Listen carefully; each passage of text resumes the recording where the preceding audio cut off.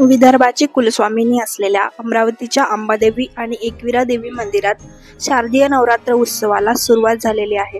नवरात्रीमध्ये अंबादेवी मंदिरात मोठी यात्रा असते। त्याचबरोबर हजारोंच्या संख्येने भाविक येथे दर्शनासाठी येतात। असं म्हणतात की अमरावती येथील कुलस्वामिनी आई अंबाबाई हे नवसाला पावते। अनेक लोक येथे नवस फेडण्यासाठी आणि ओटी भरण्यासाठी येतात। अमरावतीचे प्रमुख आकर्षण असलेल्या या मंदिराचा इतिहास काय ते आज आपण जाणून घेणार आहोत। मी मीना पाठक, श्री अंबादेवी संस्थानची कोषाध्यक्ष म्हणून माझ्याकडे जबाबदारी आहे आणि कालपासून म्हणजे दिनांक 3 तारखेपासून घटस्थापना या ठिकाणी झालेली आहे आई जगदंबेची। या अंबादेवीचं म्हणजे रोजचं घटस्थापना सकाळी 5 वाजता झाली। आमच्या संस्थेचे सचिव रवी कर्वे यांनी घटस्थापना केलेली आहे। सकाळी 8 वाजल्यापासून तर 2 वाजेपर्यंत या ठिकाणी भजनाचा कार्यक्रम असतो। विविध प्रकारचे भजनी मंडळ या ठिकाणी येऊन आपली सेवा या ठिकाणी अंबादेवीमध्ये देतात।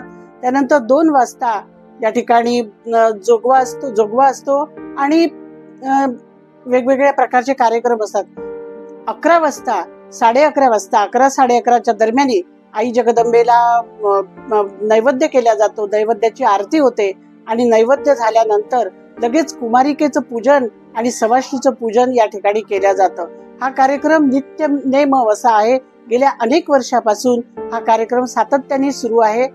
इतिहास असा आहे याचा मला सांगताना अतिशय आनंद होतो की रुक्मिणी मातेचं जे विवाह या ठिकाणी भगवान श्रीकृष्णाने केलेला आहे आणि ही अंबादेवी जागृत आहे। जो कोणी भक्त या ठिकाणी येईल त्याच्या नवसालाही पावणारी जगदंबा आहे।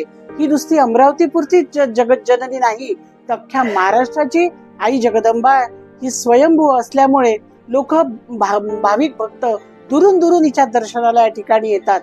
अंबादेवीच्या खाली त्या जनार्दन स्वामी महाराजांचं तिथे एकविरामध्ये भुयार आहे आणि तिथून सरळ मार्ग तो कौंडण्यपूरला जातो आणि रुक्मिणीचं लग्न शिशुपालासोबत होणार होतं, पण तिला रुक्मिणीला शिशुपालासोबत लग्न करायचं नव्हतं।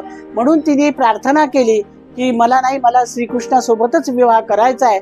म्हणून भगवान श्रीकृष्णाने त्यांचं सगळं सैन्य घेऊन त्या भुयारातून इथे आगमन केलं आई जगदंबेच्या मंदिरामध्ये आणि रुक्मिणी हरण म्हणतात, पण रुक्मिणी हरण नाही, ते ऍक्च्युली विवाहबद्ध झाले। या ठिकाणी आई जगदंबेच्या तिथे सुपारी ठेवून आई जगदंबेचा आशीर्वाद घेऊन रुक्मिणीने आणि भगवान श्रीकृष्णाने या ठिकाणी विवाह केलेला आहे। हे मंदिर तर ही देवी अंबादेवी ही स्वयंभू आहे, ही जागृत दैवत आहे, हे स्वयंभू आहे। हिचं पूर्ण मूर्ती तुम्ही हात पाय असे सहित सगळी मूर्ती ही जागृत आहे। पण जी एकविरा देवी आहे ते असं म्हणतात की फार वर्षापूर्वी हा जो अंबा नाला आहे हा अंबा नाला नसून ही अंबा नदी होती आणि एक दिवस या नदीला खूप पूर आला आणि जनार्दन स्वामी महाराज हे देवीचं दर्शन घेतल्याशिवाय पाणी सुद्धा ग्रहण करत नसेत।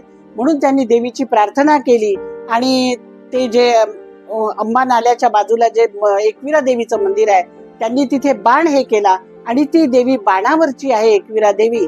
असं म्हणतात की ती देवी बाणावरची आहे एकविरा देवी आणि ती जनार्दन स्वामीला तिने दर्शन दिलं, नंतर जनार्दन स्वामींनी पाणी ग्रहण केलं, अशी ही आख्यायिका आहे। अमरावती येथील प्रसिद्ध असलेल्या कुलस्वामिनी आई अंबाबाई आणि आई एकविरा देवी यांच्या मंदिराचा इतिहास काय हे आज आपण जाणून घेतले। भगवान श्रीकृष्ण यांनी रुक्मिणी मातेसोबत विवाह याच ठिकाणी केला होता आणि रुक्मिणी मातेचे माहेर घर कौंडण्यपूर येथून ते अमरावतीच्या अंबादेवी मंदिरापर्यंत एक भुयार आहे। त्यातून भगवान श्रीकृष्ण आणि त्यांचे सैन्य रुक्मिणी मातेला घेऊन आले होते, असे अंबादेवी संस्थानच्या कोषाध्यक्ष मीना पाठक यांनी सांगितले। प्रगती बहुरूपी लोकल 18 अमरावती।